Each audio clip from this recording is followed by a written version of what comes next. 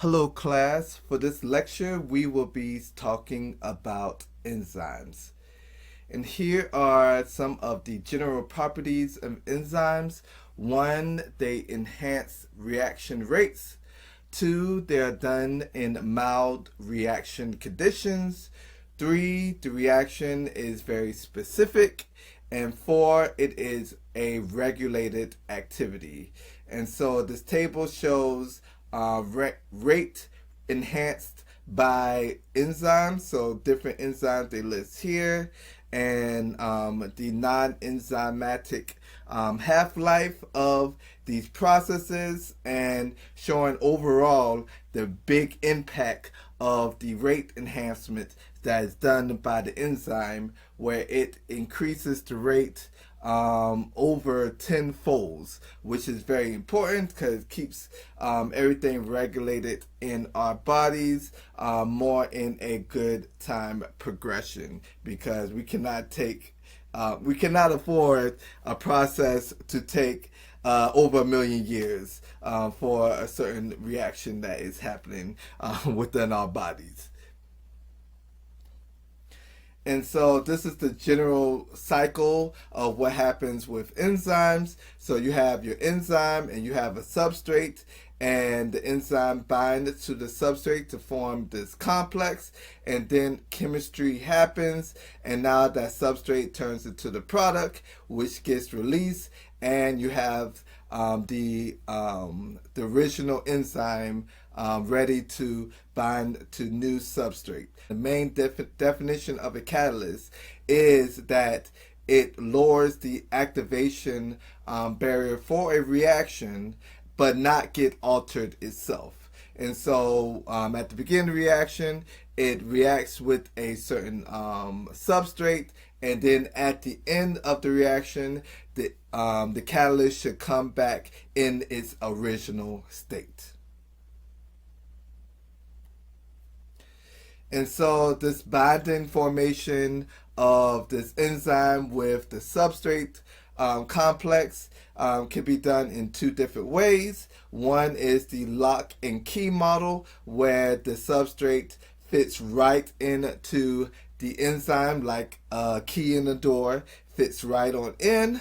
And most enzymes do not interact with their substrates like a lock and key model, but rather the enzyme changes shape upon the substrate binding, which is that induced fit model, where you have the substrate and you see it doesn't fit exactly around it, but as the substrate gets to the binding site, it induces fit around the substrate to form this enzyme substrate complex. And so more about this activation site. It has amino acid residues that is lined within the activation site, and the substituent groups of those amino acid groups actually is what binds to the substrate and catalyze its chemical formulation. So that's where you have your substrate, and it binds once again to the substituents of the amino acid residues. And so here is just a little bit more of some thermodynamics, where you have depicted here is an equilibrium with the substrate converting into a product. It's described in this equilibrium constant KEQ, where you have your product over your substrate. And then from there, you can have this thermodynamic relationship with this equilibrium with the Gibbs free energy, which is listed right here, where the Gibbs free energy is equal to the negative R is a gas constant, T is in temperature, and the natural log of the equilibrium, KEQ. And then we can also express this relationship as the magnitude of the rate constant, which is right here, to the activation energy. And so it's equal to this K right here is the Boltzmann constant. You have T for temperature. Then you have right here the Planck's constant, and then E raised to the negative Gibbs free energy divided by R is the gas constant and the temperature. And so enzyme overall can decrease the Gibbs free energy, which is that activation energy that I mentioned before. And that difference between the non-enzymatic activation energy and the Gibbs free energy with the catalyst activation energy, that difference between the two is what is considered the binding energy. And so once you can see right here, when you have your enzyme that forms that complex with the substrate, then forms the product, and then it releases the product, and you have that free product that's at a lower free Gibbs energy.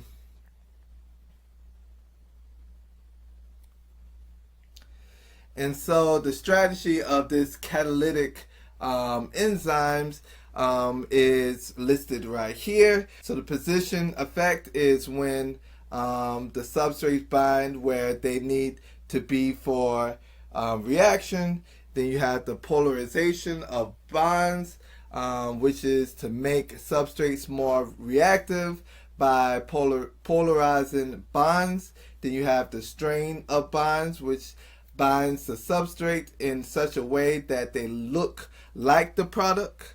And then desolvation, where it assists in removal of water shell around the substrates or adding to products upon the release.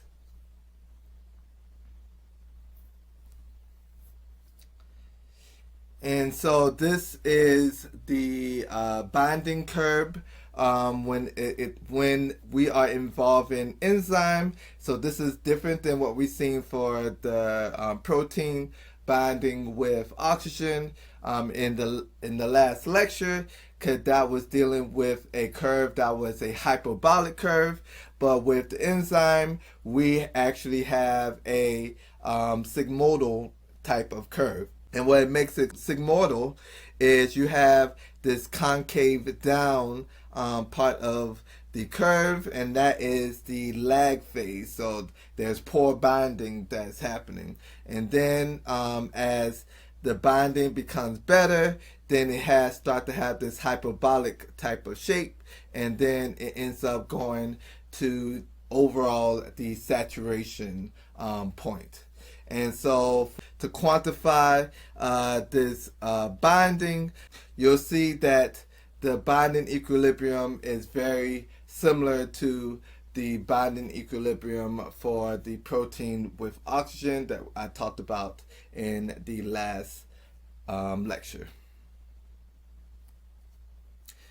And so enzymes have these helpers that is sometimes needed in order to require the activity for the enzyme to work. And these are called cofactors. These cofactors can be metal ions. Some examples are listed here, and what enzyme is correlated to this specific cofactors. And then the other cofactors can be coenzymes. And so that can be split into two categories, where that coenzyme is actually covalently attached to the enzyme, which is called a prosthetic group. And then when it's not, and that is more so of a co-substrate. It just binds along with the actual other substrate in order to make that happen. And so examples of those type of cofactors are listed here.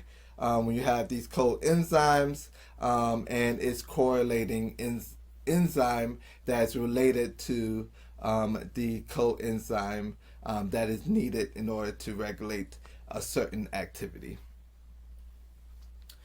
And then going into the naming of enzymes, you can have a trivial name or you can have a systematic name.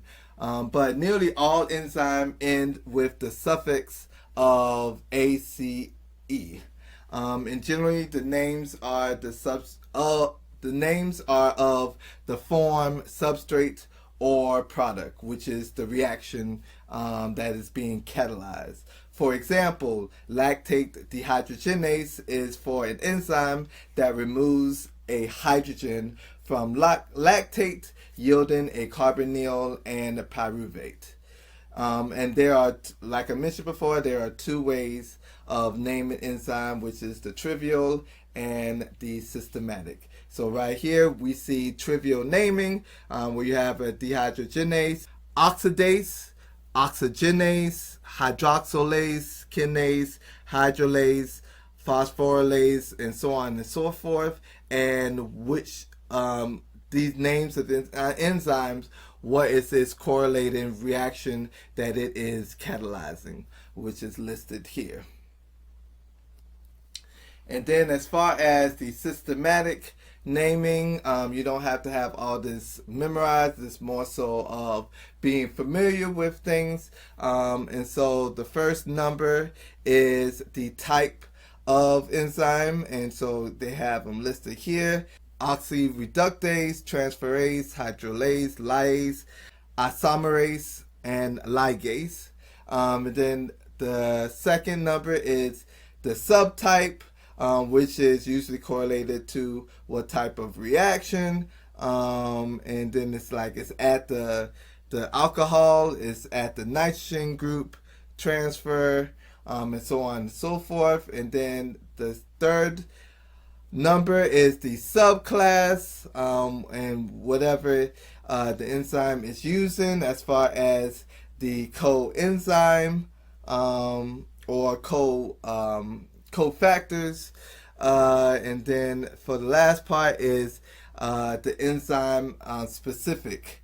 And so that is more so aligned with the specific name of a certain enzyme that is correlated to this number. So once again, there are so many different numbers. It's almost like CAS numbers. So I am not expecting you to kind of have it memorized. It's just more so just become a little bit familiar with it. And so overall with the naming, this is what you should be more so getting familiarized with, is the main classes of enzyme, which is listed here, and it's trivial names, and from there what type of reaction is being catalyzed with this associated class of enzymes. And so they tried to find a way to kind of help memorize the different classes of enzyme using OTHLIL, where the OT is O is for oxidoreductase, which is an oxidation reduction reaction. They gave an example right here. We have lactase is oxidized to pyruvate, so they have this oxidation reduction type of reaction. You have T for transferase, where it's a transfer of functional group between molecules, and so you have ATP, which is transferring a phosphate group on to glucose. So you have, once again, two different molecules, and one is transferring a functional group to the other molecule. And then you have HL, where H is hydrolase, and that is hydrolysis, which is addition of water to help break down bonds. As you can see right here, you have maltose and you have water, and it breaks this bond to have two glucose molecule. And then L is lyase, which is the addition of a group to a double bond or removal of group to form a double bond without hydrolysis or oxidation. So they have an example of fumarate with the addition of water. So that double bond is right here is broken, and you have the addition of a group of hydroxyl group for one carbon, and the other carbon you add hydrogen. and this end up making L-malate.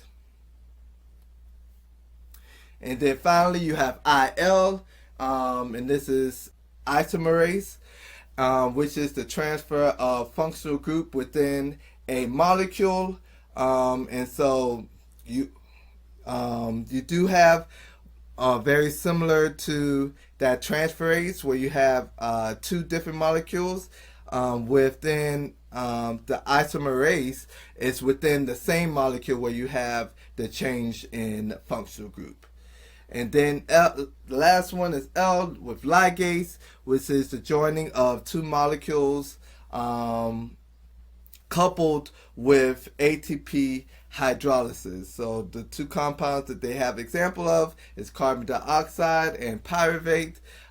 They get combined to find oxaloacetate, and then within that you have ATP that goes to hydrolysis, and so that means there's a release of a phosphate group and hydrogen, and then you just have two phosphate group that is joined together rather than having the three phosphate group, which is the ATP stands for adenosine triphosphate. And that concludes the topic of enzymes.